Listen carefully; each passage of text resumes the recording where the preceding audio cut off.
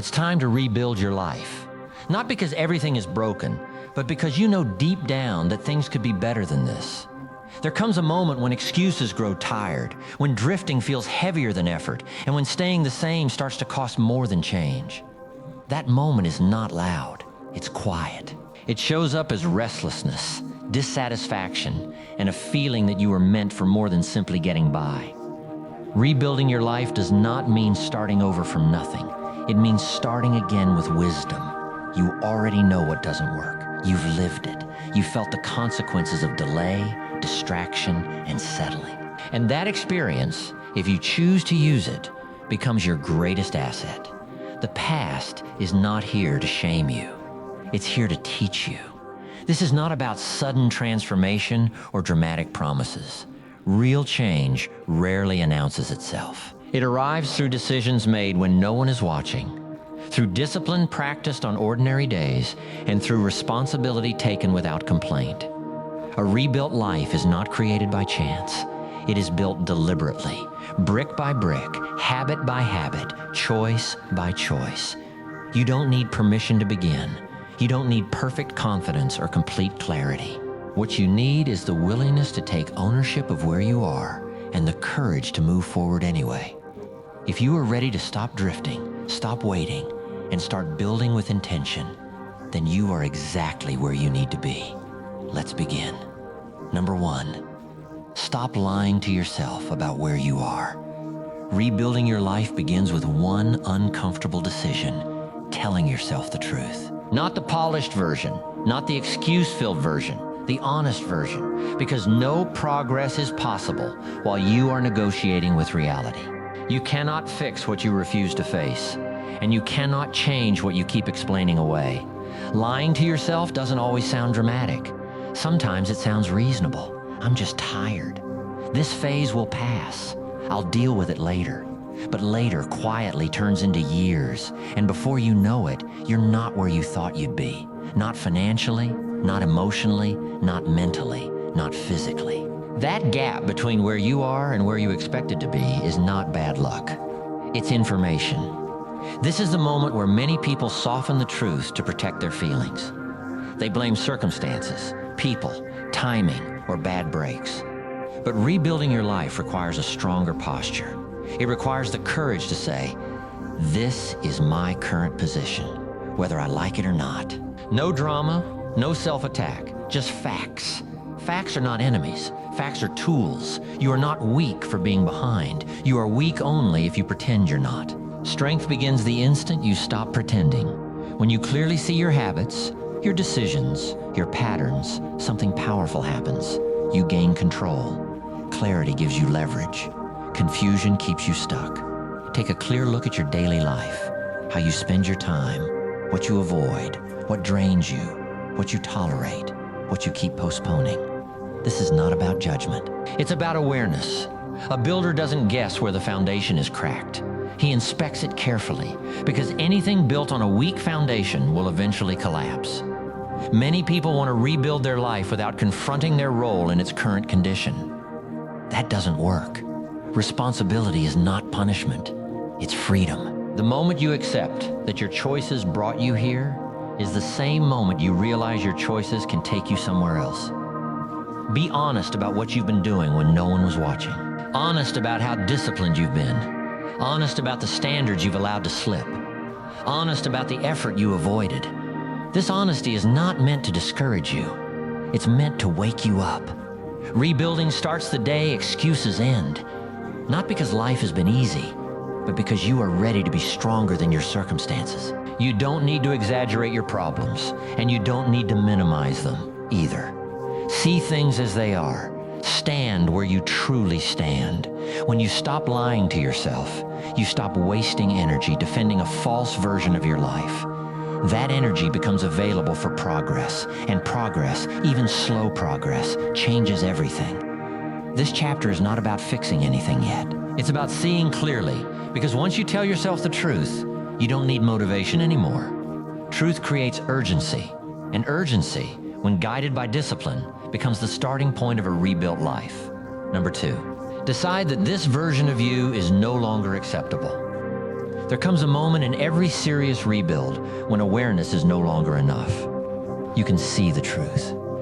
You can admit where you stand, but nothing changes until you make a decision that carries weight. Not a wish, not a hope, a decision. The kind of decision that quietly closes the door on who you've been and opens the door to who you must become. Rebuilding your life does not begin with tactics. It begins with identity. You don't rise because you learn something new. You rise because you refuse to stay where you are. At some point, you have to look at your current habits, your current effort, your current standards, and say, this version of me is not acceptable anymore. Not with anger, with resolve. Many people drift because they tolerate too much from themselves. They tolerate inconsistency. They tolerate half-ass effort. They tolerate broken promises they keep making to their own future. And every time they tolerate it, they teach themselves a dangerous lesson that it's okay to stay the same. Rebuilding requires you to unlearn that lesson. This decision is not dramatic. There is no applause, no announcement. It happens quietly, often when no one is watching. It happens when you realize that comfort has started to cost you your self-respect. And once self-respect erodes, motivation doesn't stand a chance. Deciding that this version of you is no longer acceptable does not mean hating yourself. It means respecting yourself enough to demand more. It means recognizing your potential and refusing to insult it with laziness, excuses, or delay. You are not starting from scratch. You are starting from experience. And experience should raise your standards, not lower them. From this point forward, you begin to measure your actions differently. You stop asking, do I feel like it? And start asking, is this who I'm committed to becoming? That shift changes everything. It turns discipline into identity. It turns effort into alignment. Understand this clearly. You will not rebuild your life by waiting for confidence. Confidence follows action. You will not rebuild your life by waiting for clarity. Clarity follows movement. The decision comes first. Action follows. Belief catches up later. This chapter is about drawing a line in the sand, about saying, I'm done negotiating with my weaker self. You don't need to be perfect. You don't need to be extreme. You just need to be firm. Firm with your time, firm with your energy, firm with your standards. There will be days when the old version of you tries to return. That's normal. Habits don't disappear just because you made a decision. But the difference now is this. You no longer identify with that version. You don't argue with it. You don't entertain it. You move forward anyway. Rebuilding your life accelerates the moment your identity becomes stronger than your excuses. When you decide that who you've been is no longer acceptable, you automatically create space for who you're becoming. This is not a one-time choice. It's a daily reaffirmation. Every day, through your actions, you vote for the person you are rebuilding. Make sure your vote is clear. Number 3, cut the leaks that are draining your energy. Before you try to build anything new, you must stop what's quietly draining you every day. Most people don't fail because they lack talent or opportunity. They fail because their energy is leaking in 100 small, invisible ways. And no matter how motivated you feel, a life built on constant energy loss will always collapse under pressure. Energy is your most valuable resource. Not time, not money, energy. Because without energy, time is wasted and money is misused. When your energy is low, discipline feels impossible, focus disappears, and even simple tasks feel heavy. That's why rebuilding your life requires you to first protect your energy like something sacred. Energy leaks don't always look dangerous. Some of them look harmless. Endless scrolling, conversations that go nowhere, staying around people who constantly complain, doubt, or drain you emotionally, saying yes when you should say no, carrying guilt that no longer serves a purpose, thinking about the same problems without taking action. These things don't destroy you loudly. They wear you down quietly. You don't need to fix everything at once, but you do need awareness. Start noticing what leaves you feeling tired without moving you forward. Notice what you consume mentally, what you listen to, what you watch, what you allow into your thoughts. Your mind cannot stay strong if it's constantly fed weakness, noise, and distraction. Some leaks come from your environment. A messy space creates a messy mind. A chaotic routine creates scattered thinking. When everything around you is unstructured, your energy is constantly being pulled in different directions. Rebuilding your life means simplifying your surroundings so your energy has somewhere productive to go. Other leaks come from people. This is not about cutting everyone off. It's about boundaries. You cannot rebuild your life while trying to carry everyone else's emotional weight. You are not responsible for fixing people who refuse to change. Protecting your energy does not make you selfish. It makes you effective. Then there are the internal leaks, the habits of thought that drain you before the day even begins. Overthinking the past, worrying about outcomes you can't control, mentally rehearsing failure. These patterns steal energy without producing solutions. Rebuilding requires mental discipline, not constant mental noise.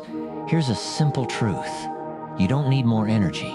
You need fewer leaks. When you stop bleeding energy, you suddenly feel stronger without doing anything dramatic. Focus improves, willpower lasts longer, discipline feels more natural. That's not magic, that's conservation. Cutting leaks may feel uncomfortable at first. You may feel bored without constant stimulation. You may feel guilty for setting boundaries. You may feel uneasy sitting with your thoughts instead of escaping them. That discomfort is not a sign of loss. It's a sign of adjustment. Rebuilding your life is not about adding more pressure. It's about removing unnecessary weight. Every leak you close gives you back a piece of yourself. And when enough of those pieces return, momentum begins to build. Protect your energy and rebuilding becomes possible. Waste it, and nothing you try will ever last. Number 4, reclaim control through boring, consistent action. If rebuilding your life depended on excitement, most people would never succeed. Real change does not come from intensity, it comes from consistency. And consistency is rarely thrilling. It is quiet, repetitive, and often invisible to everyone except the person doing the work. That is why so few people stick with it and why it works. Control is not something you feel, it's something you practice. You reclaim control of your life by doing small, necessary actions, whether you feel motivated or not. Waiting to feel ready is how people stay stuck. Action is what creates readiness, not the other way around. Boring action is powerful because it removes drama from progress. There is no emotional negotiation, no long speeches to yourself, just simple commitments kept day after day. Wake up at a set time. Do the work you said you would do. Finish small tasks completely. These things may not impress anyone, but they rebuild something far more important: self-trust. Every time you keep a small promise to yourself, you send a message to your mind that you can be relied on. Every time you break one, you weaken that message. Rebuilding your life means restoring trust with yourself, and trust is rebuilt through consistency, not inspiration. Many people search for the perfect plan, the perfect routine, the perfect strategy. But perfection is often just procrastination in disguise. You don't need the best system, you need a system you will actually follow. Progress comes from repetition, not optimization. Consistency also creates emotional stability. When your actions are predictable, your emotions settle down. You stop riding highs and lows. You stop depending on mood. You move forward whether the day feels good or bad. That steadiness is what turns effort into momentum. This chapter is not about doing more. It's about doing less better and more often. One workout done regularly beats extreme workouts done rarely. 1 hour of focused work beats long days of distracted effort. One honest conversation beats weeks of avoidance. Simple actions repeated consistently compound quietly. There will be days when the work feels meaningless, days when nothing seems to change. That is part of the process. Progress often happens below the surface before it shows up in results. If you quit too early, you miss the moment when consistency starts paying you back. Rebuilding your life is not about proving anything to others. It's about proving something to yourself, that you can show up without drama, without excuses, without needing to feel inspired, that you can do what needs to be done simply because it needs to be done. When you commit to boring, consistent action, you take your power back. Life stops feeling chaotic. Decisions become easier. Confidence grows quietly. Control returns not all at once, but steadily. This is how rebuilding actually works. Not through big moments, but through small actions done faithfully. And when those actions become part of who you are, your life begins to change in ways that finally last.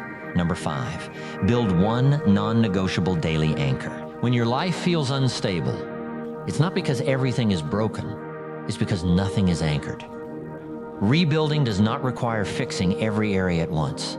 That comes later. What it requires now is one solid point of control, one daily action so consistent that no matter how chaotic the rest of the day becomes, you still showed up.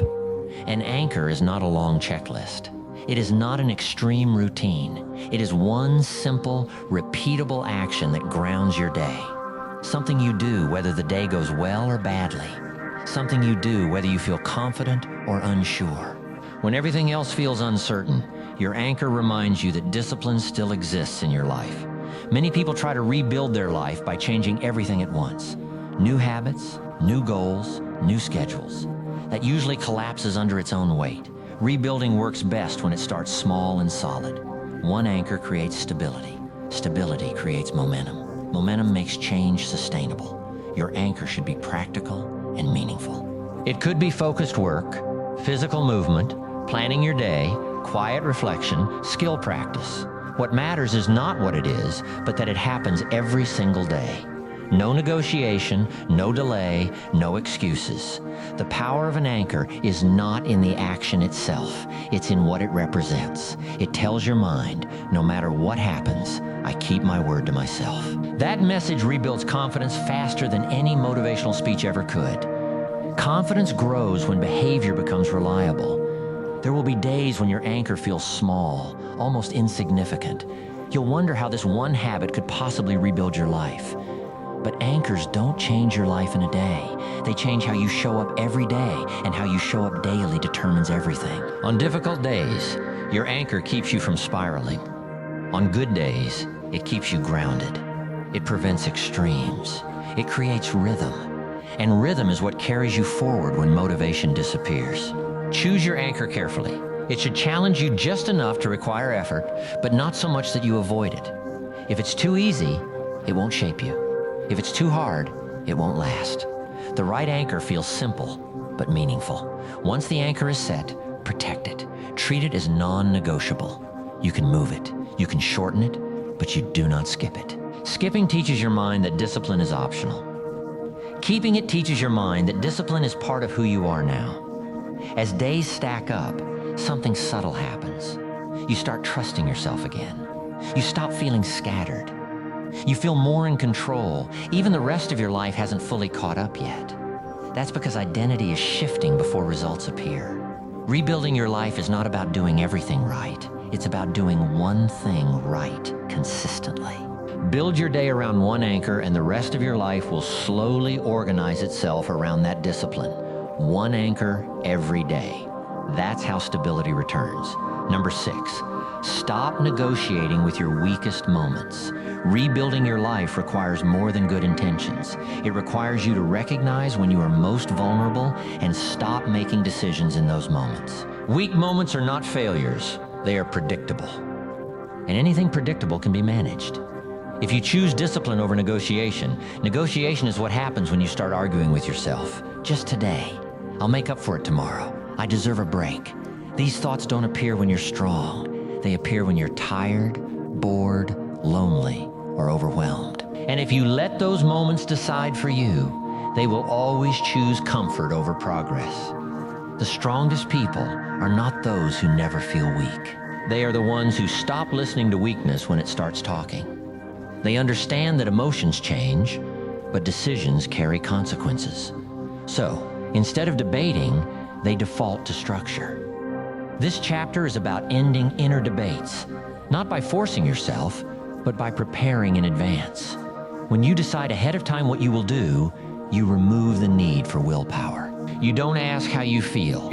You follow the plan. Weak moments feel convincing because they sound logical. They appeal to fairness, fatigue, and emotion. But logic in a weak state is not wisdom. It is self-protection disguised as reason.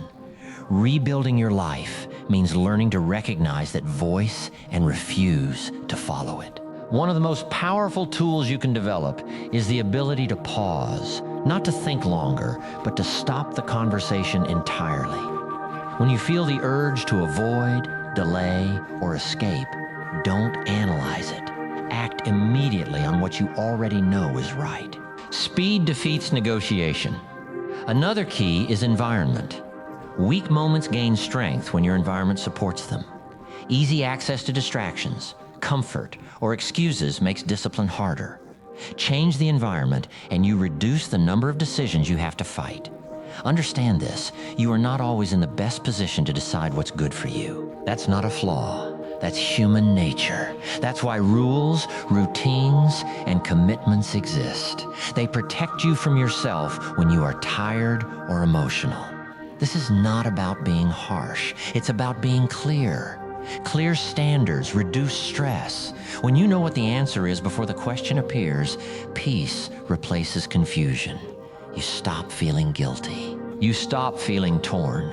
You just move forward. There will still be resistance. That doesn't disappear. But resistance loses its power when it no longer controls your behavior. You can feel tired and still act. You can feel unsure and still proceed. Discipline is not the absence of weakness. It's action despite it. Rebuilding your life accelerates when you stop negotiating with moments that don't have your future in mind. The future you are building deserves decisions made from strength, not from fatigue. When weak moments no longer get a vote, your life begins to move in a new direction, steadily, quietly, and with purpose. Number 7, learn to stay calm while doing difficult things. Rebuilding your life is not just about taking action. It's about how you carry yourself while taking that action. Anyone can push hard when emotions are high. Very few people can stay calm while doing difficult, uncomfortable work. And that calmness is what separates lasting change from temporary effort. When people struggle, they often add unnecessary tension. They rush. They panic. They overreact to setbacks. They turn every challenge into a crisis.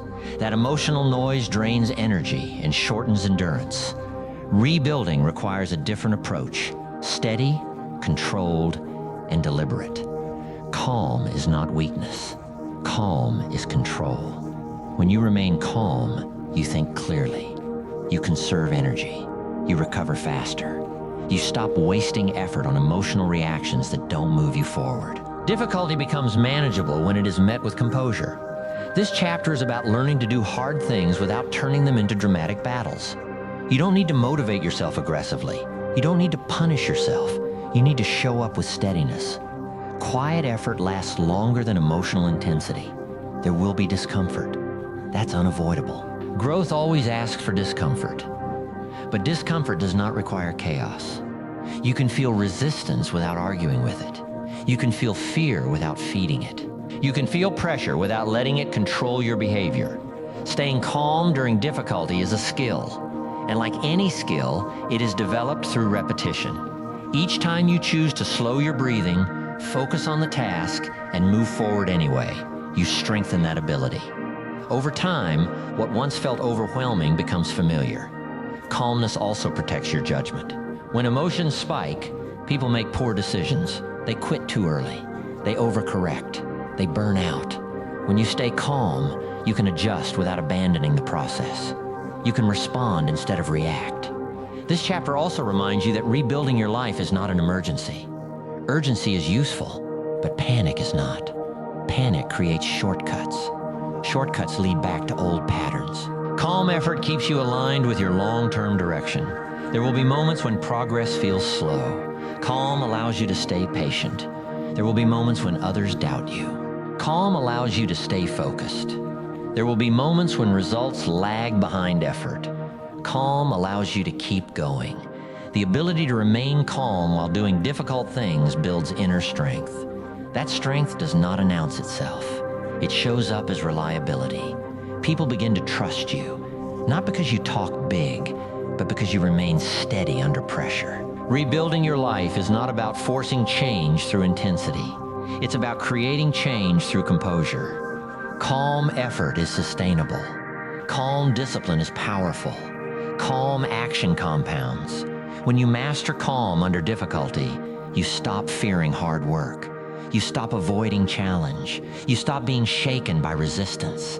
You become grounded, capable, and steady. And that steadiness becomes one of the strongest foundations of your rebuilt life.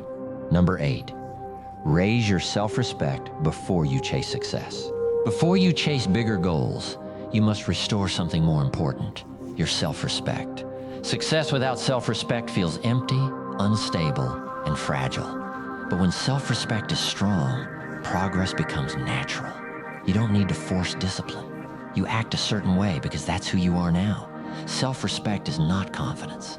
Confidence comes and goes. Self-respect is quieter and deeper. It is how you treat yourself when no one is watching. It is whether you keep your word, whether you follow through, whether you hold yourself to standards even when it would be easier not to. Many people chase success as a way to fix how they feel about themselves. They believe achievements will create worth, but the order is wrong. Self-respect comes first. When you respect yourself, you naturally behave in ways that lead to success. When you don't, even success feels unstable. Raising your self-respect starts with small decisions. You stop doing things that make you feel weak afterward. You stop tolerating behavior from yourself that you would not respect in others. You stop betraying your future for short-term comfort. This chapter is about restoring dignity in your daily life, not by impressing anyone, but by aligning your actions with your values. Every time you do what you said you would do, you build self-respect. Every time you avoid responsibility, you chip away at it. Self-respect also changes what you tolerate. You begin to notice what drains you, distracts you, or pulls you backward. You stop excusing environments and relationships that undermine your growth, not out of anger, but out of clarity. There will be moments when raising your self-respect feels uncomfortable. You may have to say no when you're used to saying yes. You may have to walk away from situations that once felt familiar. Growth often feels like loss, feels like progress. Understand this clearly. Self-respect is not arrogance. It doesn't make you loud or superior. It makes you grounded. It makes you consistent. It makes you less reactive and more intentional. People with self-respect don't need to prove anything. When self-respect increases, discipline becomes easier. You stop asking, "Can I get away with this?" and start asking, "Is this aligned with who I'm rebuilding?" That question alone changes behavior. This chapter reminds you that rebuilding your life is not just about outcomes. It's about character, about becoming someone you can trust, someone you don't have to constantly motivate or monitor, someone who acts with quiet integrity. Success pursued without self-respect creates pressure and fear. Success built on self-respect creates stability and pride. One collapses under stress, the other endures. Raise your self-respect first. Protect it daily. Let success grow as a byproduct of how you live, not as a desperate attempt to feel whole. Number 9, design your life for progress, not comfort. If you want your life to move forward, you must stop arranging it around comfort. Comfort feels safe, familiar, and soothing, but it is also the quiet enemy of progress. Rebuilding your life requires you to redesign how your days work so that growth becomes the default, not the exception. Most people rely on willpower to change. They promise themselves they'll try harder tomorrow, focus more next week, or stay disciplined when motivation returns. But willpower is unreliable. It fades when you're tired, stressed, or distracted. Structure, on the other hand, remains. That's why progress lasts when it's designed into your life. Design means making intentional choices before tempted.